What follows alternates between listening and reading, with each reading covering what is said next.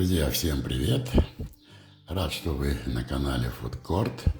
И сегодня я записал для вас вот такое небольшое видео. Я хочу поделиться с вами опытом использования вот таких вот ротационных кипятильников при тепловой обработке по технологии Sous-Vide. О технологии Sous-Vide я не буду сейчас вам ничего рассказывать, поскольку этому уже много посвящено, и вы легко найдете эту информацию для себя в интернете.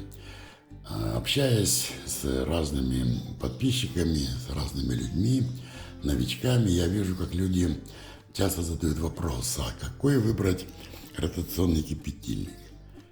Технология Sous-Vide — это же тепловая обработка продуктов в вакууме при низких температурах. У меня на канале есть видео, где я подробно записал то домашнее оборудование, которое я использую у себя дома на кухне для приготовления домашних колбас, крафтовых мясных изделий, деликатесов. Уже более 4 лет я использую эту технологию у себя дома. И если вы сейчас задумываетесь о том, какой выбрать ротационный кипятильник, я хочу поделиться с вами своим опытом. Первый ротационный кипятильник мне подарили. Это было 4 года назад, на Новый год, наверное, 22 год. Я выбрал, и мне его подарили как новогодний подарок. Вот это вот такое устройство я тогда получил. Это китайский кипятильник. Конструкция у них, в принципе, всех одна. Это нагревательный элемент и мозги, которые на датчиках поддерживают заданную температуру нагревательного элемента и контролируют температуру окружающей ее воды. Вот, в принципе, все просто и примитивно. В тот период был в основном выбор китайских вот таких кипятильников. Я даже не знаю, какое у него название. Стоил он что-то порядка там 85 или 90 долларов. Давайте я вам покажу, да, что с ним произошло. Примерно через 1,5 года, да, вот он видел меня без башки, без головы. То есть здесь такое было устройство, которое вышло просто из строя. Я отвез его, нашел тут умельца. Он посмотрел, сказал, надо поменять вот эту плату, которая отвечает за работу датчиков. И найти ее можно где-то там на Алиэкспресс, заказать, доставить. Но по цене доставки и стоимости этого устройства, в принципе, он сказал, что выгоднее купить новый. Значит, ну, я его, эту голову оставил. И вот так он у меня лежит с тех пор, как раритет, как реликвия того, с чего я начинал там, чуть больше 4 лет назад. Вот простая конструкция, смотрите. Вот съемный колпак. Вот это вот налет, который остался после последнего применения. Я не стал его чистить. Значит, здесь есть 2 датчика. Один контролирует температуру воды, другой контролирует температуру нагревательного элемента. Крыльчаточка. Вот так. И он постоянно вращается, он гоняет воду. При выборе ротационных кипятильников я изучил несколько моделей разных. В принципе, есть 2 параметра. Это мощность. Да, вот этот кипятильник на 1100 Вт. И объем прогоняемой воды за 1 минуту. То есть этот рассчитан на 15 литров воды был. Вот так он у меня добросовестно служил. Я с ним освоил много новых интересных для себя рецептов. Ну и когда он вышел из строя, вот я стал рассматривать разные варианты и понял, что производство китайских таких кипятильников — это не мой выбор. Я приобрел вот следующий кипятильник. Это итальянская модель, значит, торговая марка Аэно. Вот она. Этот кипятильник прослужил тоже 1,5 года. Та же самая аналогичная конструкция. Вот.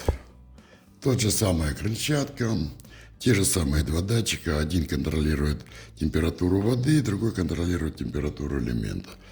И те же самые мозги, панель управления задается режим температурный, и при достижении его отключается нагревательный элемент. Когда достигается температура воды заданной, он ее поддерживает путем включения-выключения. Ничего сложного здесь нет. Этот послабее оказался кипятильник, но другого у меня выбора не было. Он здесь стоил, я покупал уже на острове, это итальянская какая-то компания продает здесь их и производит. Но, как оказалось, итальянцы производят эти кипятильники тоже в Китае. Значит, его мощность 1000 ватт, и он рассчитан на те же 15 литров воды. Значит, вот он у меня отработал 1,5 года, и произошло то же самое. Отключились мозги, он стал периодически включаться-выключаться, а в итоге там где-то произошло замыкание, у меня в квартире выбило пробку, и все. Он вышел со строя. То есть вот примерно срок жизни таких кипятильников 1,5, чуть больше, вернее, года, и 1,5 года вот этот. Значит, что по поводу ухода. Вода разная, да, в процессе нагревания здесь образуется накипь. Вот эту накипь очень хорошо видно вот здесь. Я так его и не почистил после. Примерно раз в месяц я делаю раствор соды или раствор лимонной кислоты. Последний раз я чистил 2 столовых ложки лимонной кислоты на 250 миллилитров воды. Поставил на час, вот он так отошел, потом взял щеточку, его почистил. Вот, он легко чистится. Вот это самое слабое место в нагревательном элементе, это накипь. Значит, поскольку продукты находятся в упаковке, в вакууме, то, в принципе, здесь только накипает вода. Ну, а вот эти вот все мозги, а вот тут в таком виде.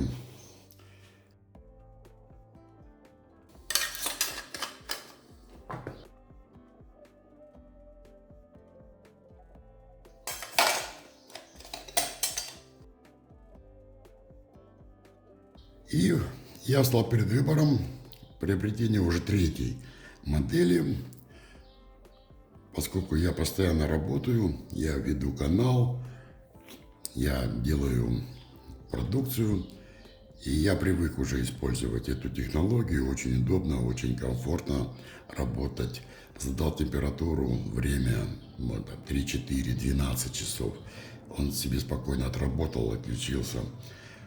Этим технологиям уже больше 15-20 лет, наверное. Я не буду отнимать ваше время, рассказывать, как это на самом деле работает.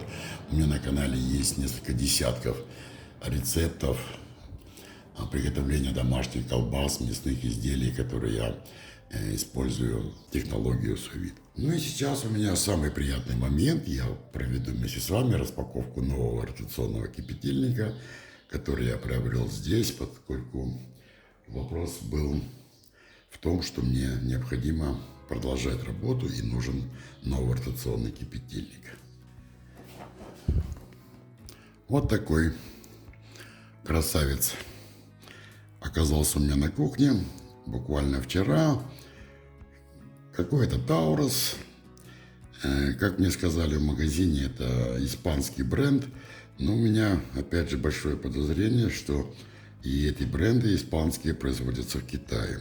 Хотя страна производителя стоит Испания. Значит, цена такого кипятильника здесь у меня оказалась 130 евро. Я выбрал более мощную модель. Его мощность 1200 ватт. И он прогоняет 20 литров воды. Для домашних условий этого вполне достаточно. Ну что, давайте посмотрим, что там внутри.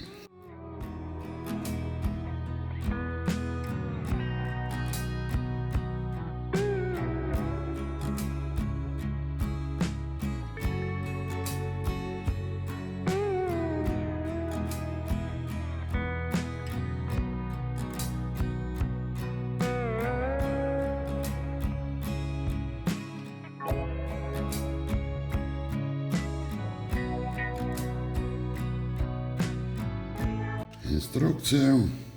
Русский есть. Инструкция по применению. Есть русский. Ну вот, значит, это все-таки европейское производство. Мы будем посмотреть. Значит, что меня привлекло, это более мощный кипятильник для большего объема воды.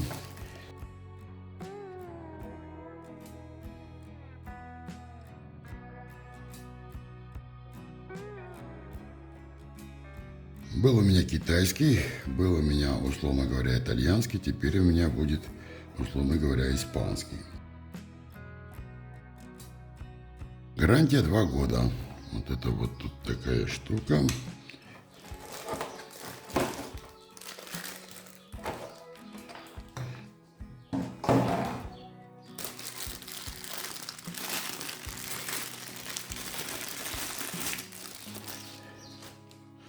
Вот это мне новая конструкция непонятная. Как она работает. Ага, вот так она работает. Наверное, она грузится вот так.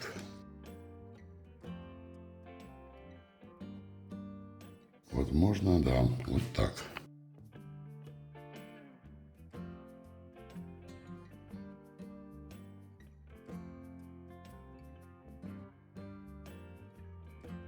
Это клипса. Мне кажется, она более удобна. Вот если сравнить с этим кипятильником, вот. 2 уровня. Значит, здесь есть нижний уровень и верхний уровень. Если вода опускается выше нижнего уровня, она включается. Если выше верхнего наливаешь, он не включается.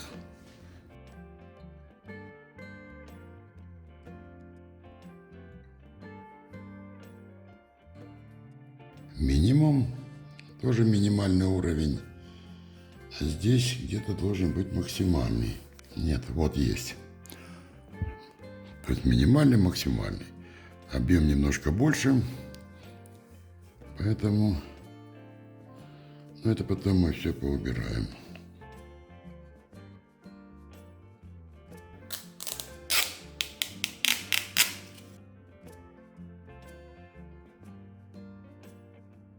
Вот такая панель.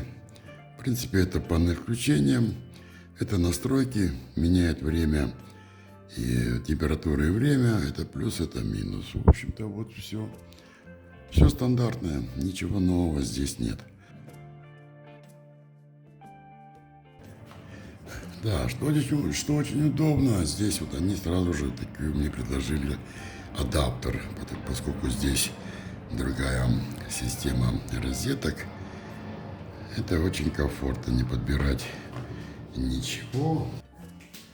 Вот на этом кипятильнике я сам вот такую штуку менял. Вот тут. Ну а на этом китайском я использовал переходник.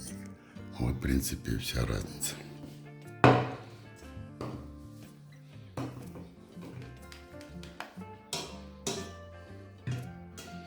В этой кастрюле он стоять не будет.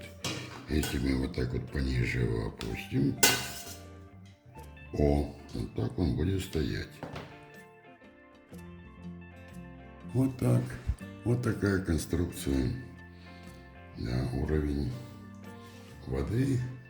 Туда помещаем продукцию. Я использую различные варианты. У меня есть несколько пластиковых контейнеров. У меня есть это 8-литровая кастрюля, у меня есть еще 10-литровая и 12-литровая кастрюля. Максимальный ящик, пластиковый, коробка с крышкой.